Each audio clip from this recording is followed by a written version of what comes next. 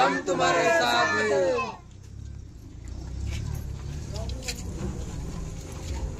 जय शिवराय।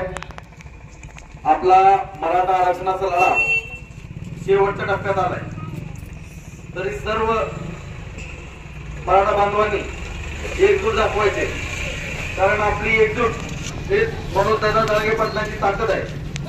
आपला आरक्षणाचा टप्पा आरक्षणाचा लढा शेवटच्या टप्प्यात याच्यासाठी आलाय, कारण आपली मराठा समाजाची एकजूट या सरकारला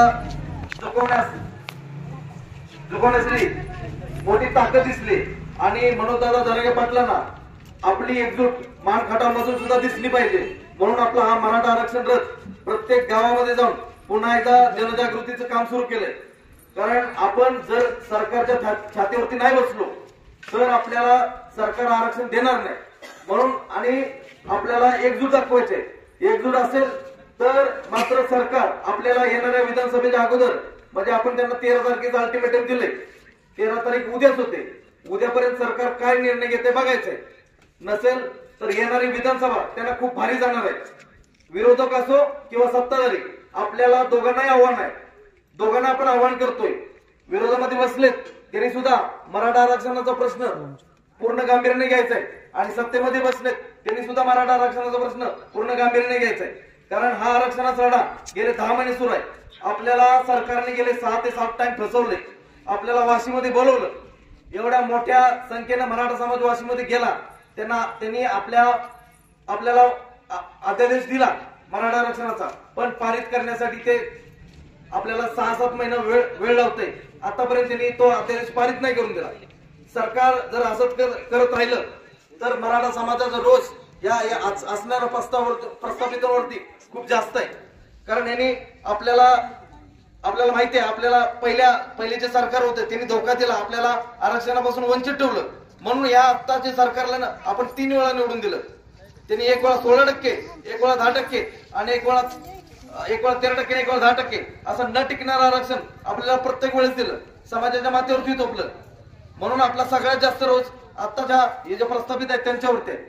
पण आपण विरोधकांना पण सांगतोय की तुम्ही सुद्धा चगाफील राहू नका की सत्ताधाऱ्यांवरती मराठा समाजाचा रोष आहे म्हणून तुमच्यावरती रोष नाही येणार, तुम्ही सुद्धा विरोधात राहून मराठा समाजाचा आवाज उठवला पाहिजे, मराठा आरक्षणाचा आवाज उठवला पाहिजे आणि त्याला मार्गी लावलं पाहिजे। बाकी मनोजदादा जरांगे पाटलांचा संदेश आहे, आपला आरक्षणाचा लढा हा सरकार सोबत आहे, ना की कुठल्या जातीपाती सोबत आहे। त्याच्यामुळे गावगाड्यामध्ये मराठा समाज असो, धनगर समाज असो, ओबीसी समाज असो, इतर समाज बांधव असू द्या, आपला गावगाड्यामध्ये जसा पहिल्यापासून आपला सहवास आहे किंवा आपण एकमेकांसोबत मिळून मिसळून राहतोय, त्याच पद्धतीने आपला गावगाड्यातला सहवास तसाच राहिला पाहिजे। आपला मराठा आरक्षणाचा लढा फक्त आणि फक्त सरकार सोबत आहे। जर या सरकारने आणि विरोधकांनी दोघांनी मिळून या मराठा आरक्षणावरती जर तोडगा नाही काढला तर मात्र येणारी विधानसभा मनोज जरांगे पाटील बोलतील त्या हिशोबानेच, म्हणजे ते बांधतील तेच तोरण आणि ते बोलतील तेच धोरण, या हिशोबाने मराठा समाजाने एकजूट दाखवायचे। आता काय झालंय, लोकसभा झाल्यामुळं आपला मराठा समाज जो लोकसभेच्या अगोदर जो एकत्र झाला होता, परत लोकसभेवर परत विस्कळीत झालाय, म्हणजे मराठा समाज परत नेत्यामध्ये पक्षामध्ये वाटला गेलाय। तर तुम्हाला एकच सांगतो, हा तुम्हाला ज्या वेळेस मुलाचं ऍडमिशन येईल किंवा आपला मुलगा एखाद्या नोकरीसाठी कुठेतरी गेला असेल किंवा एखाद्या शिक्षणाच्या उच्च पदवीसाठी कुठे गेला असेल, त्यावेळेस 1 मार्क 1% किंवा 1 मार्काने ज्यावेळेस भोकेल आपला मुलगा, त्यावेळेस आई बापांना जे वाईट वाटेल किंवा आपल्या मराठा बांधवावरती जो अन्याय होईल त्यावेळेस तुम्हाला लक्षात येईल आरक्षण किती महत्वाचं आहे। त्यावेळेस तुमचा नेता पक्ष कामाला नाही, त्यावेळेस फक्त आणि फक्त आरक्षण कामाला येणार आहे। त्याच्यामुळे तुम्ही बांधवांनी लक्षात ठेवायचंय, नेता पक्ष इलेक्शन हे आपल्या 5वीला पुजलंय, प्रत्येक 6 महिने 1 वर्ष 5 वर्ष इलेक्शन येतं जात राहतं, नेता येतो जातो, पण हे आरक्षणाचं 1 वेळा फक्त तुम्ही या आरक्षणासाठी एकत्र राहा। सगळ्या पक्षातले मराठ्यांना माझं आव्हान आहे, फक्त एवढ्या वेळेस फक्त दादा जरांगे पाटलांना साथ द्या, कारण हा आरक्षणाचा लढा 1 वेळा जिंकला की तुम्ही तुमच्या नेत्याला किती डोक्यावर घेऊन नाचा तेवढं नाचा, कुणाला काय प्रॉब्लेम नाही, फक्त यावेळेस एकजूट महत्वाचे। कारण मराठावाड्यामध्ये बघा आता एवढ्या मोठ्या प्रमाणात मराठा समाज बाहेर पडतोय, कारण त्यांना माहिती आपल्या मुलावरती किती अन्याय होतोय, आपले मुलं नोकरीपासून वंचित आहे, तेव्हा सगळ्यांनी एकजूट दाखवायचे। आणि महत्वाचं सांगायचं म्हणजे आपल्या महाराष्ट्रामध्ये सगळ्यात जास्त गरज कुठल्या मराठ्याला असेल आरक्षणाची तर मानखटावच्या मराठ्याला आहे, कारण आपला तसमन भाग दुष्काळी असतो, लक्षात ठेवा। त्याच्यामुळे सगळे महिला असू द्या, बांधव असू द्या, सगळ्यांनी फक्त एकच धोरण ठेवा, आपली मुलं चेहऱ्यासमोर ठेवायची. यावेळेस नेता पक्ष 500, 1000, 2000 त्याच्यावर लक्ष नाही द्यायचं, कारण 500, 2000, 1000 काही होत नाही. ज्यावेळेस मुलगा आपला नोकरीला किंवा आपला एखाद्या मोठ्या एज्युकेशन साठी जातो, त्यावेळेस लाख रुपये फीस भरायची असते. त्यावेळेस तुम्हाला एकतर जमीन दिसते, नाहीतर आपला सावकार दिसतो. एकतर जमीन विकावी वाटते किंवा सावकाराकडे जाऊन कर्ज काढावं लागतं. त्यामुळे लक्षात ठेवा, त्यावेळेस 1000, 1500, 2000, 500 रुपये कामाला येणार नाहीत. त्यावेळी फक्त आरक्षण कामाला येणार आहे. त्याच्यामुळे पोट तिडकीने लक्षात ठेवा, आपल्याला हा आरक्षणाचा लढा मोठ्या बोलते ना हिमतीनं एकजुटीने जिंकायचा आहे. आपली एकजूट म्हणजेच मनोज जरांगे पाटलांचं बळ आहे. तो माणूस आपल्या समाजाला देव माणूस म्हणून भेटलाय. एवढा निष्ठावंत, एवढा एकनिष्ठ, समाजाप्रती एवढं प्रेम आणि इमानदार कुठलाच आजपर्यंत मराठा समाजाला नेता नाही भेटला. म्हणून आपण ह्या व्यक्तीला, ह्या व्यक्तिमत्वाला आपल्याला साथ द्यायचे, सर्वांनी एकजूट दाखवायचे.